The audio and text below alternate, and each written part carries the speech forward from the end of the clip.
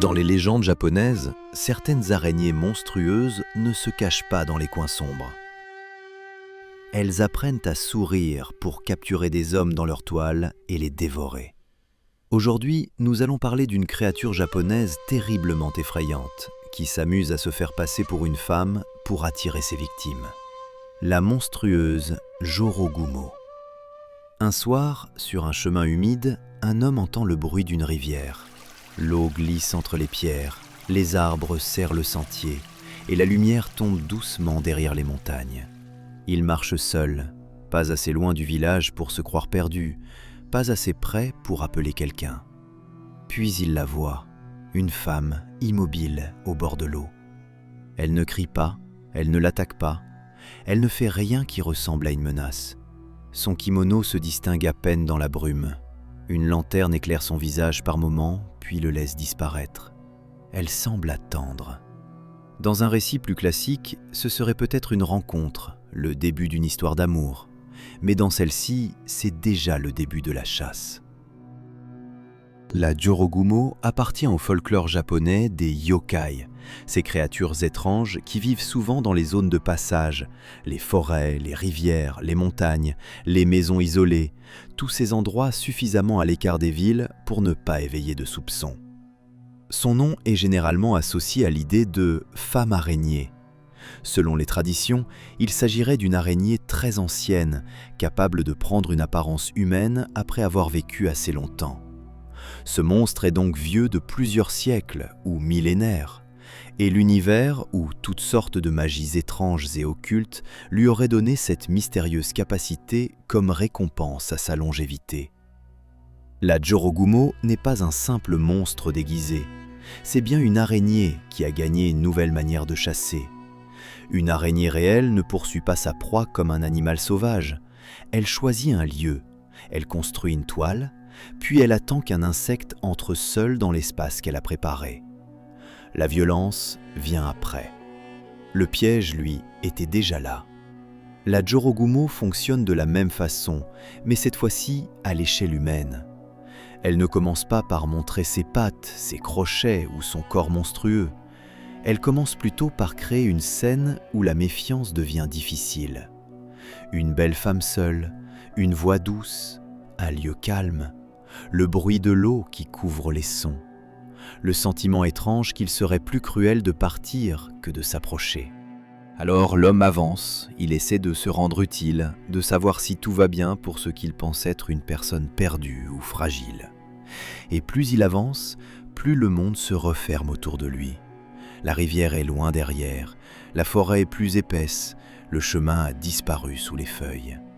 La civilisation s'éloigne tandis qu'il entre dans les ténèbres. Il ne comprend pas encore qu'il n'est plus seulement en train de marcher, mais qu'il entre dans un piège construit pour lui. Dans certaines versions du folklore, la Jorogumo attire les hommes près de l'eau, notamment autour des cascades ou des rivières. Ce n'est pas un hasard. L'eau est un lieu de passage, mais aussi de disparition. Elle brouille les sons, efface les traces, sépare les espaces. Dans ces légendes, il suffit d'un bord de rivière pour que le monde humain paraisse soudain très loin. La femme lui parle peut-être qu'elle lui demande de l'aide, ou qu'elle joue d'un instrument. Pire, il se peut qu'elle reste silencieuse.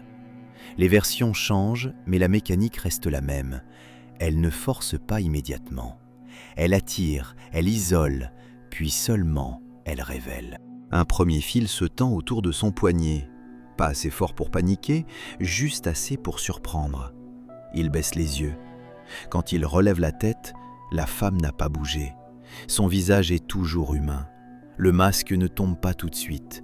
La Jorogumo peut garder la douceur de l'apparence au moment même où le piège commence à fonctionner. Puis un autre fil accroche sa jambe. La rivière couvre le bruit de sa respiration.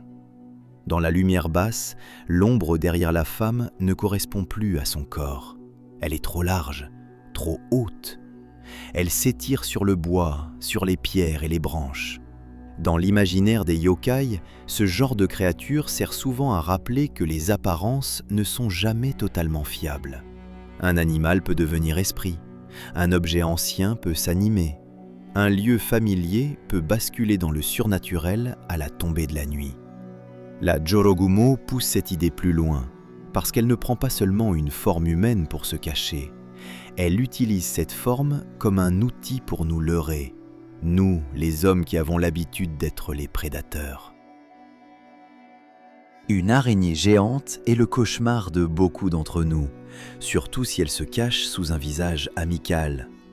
C'est pour cela qu'elle a marqué l'imaginaire japonais jusqu'aux représentations anciennes de yokai, notamment celles popularisées par Toriyama Sekien au XVIIIe siècle. Dans ces recueils illustrés, les créatures ne sont pas seulement décrites, elles sont fixées en images.